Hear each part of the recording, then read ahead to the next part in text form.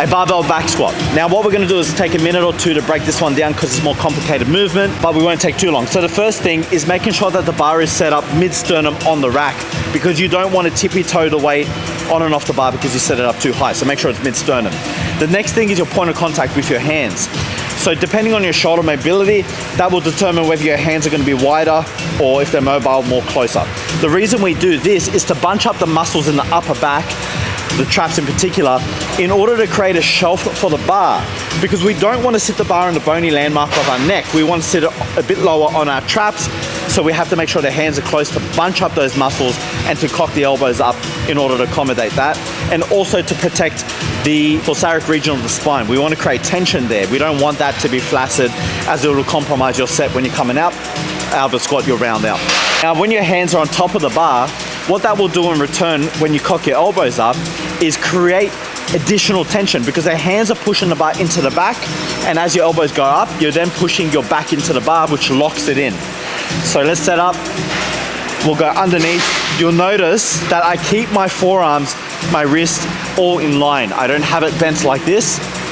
So what we want to do is we want to make sure that we lean forward in order to accommodate that position. If you go too upright, you're forcing your hands under the bar, which is going to ultimately push it up into your neck or just aggravate your wrist. All right, so cock it back, lean forward, stand up, walk back, 1, 2. The next point of contact is your feet. You don't want your feet shoulder width apart, you want it slightly wider.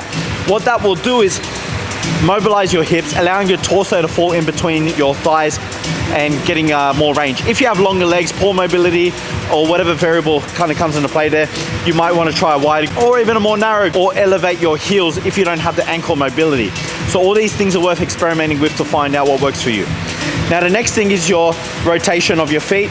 You don't want to be too straight, because then that will jam up the femur and the hip. You want to turn your toes out ever so slightly, but not so far that you become dysfunctional. That will engage your glutes more. Additionally, as you move up the chain, you want to make sure that your knees are pointed out where the toes are pointing. So if your toes are pointing outwards a couple degrees, you don't want your knees to fall straight. It's just going to cause a lot of tension on the ligaments, the meniscus, all that kind of stuff. Anyways, now we're all set up, we're good to go. We're slightly leaning forward. That'll be your top position after every rep as well. We don't want to lean back or stack our hips, our chest above our hips. So let's get into position, and we brace the core. So we don't want to overextend the back. We want to brace the core and drop the bar straight down. Push your hips back, let your knees travel past your toes. If you have the mobility, it's fine, and then repeat. So watch, up like that. What I'm doing there is, as I'm coming out of my squat from the bottom, I am pushing the floor down. So I go down in position, driving my hips back with my heels grounded, making sure I'm not lifting my heels, and then I push the floor down without changing my posture as I come up.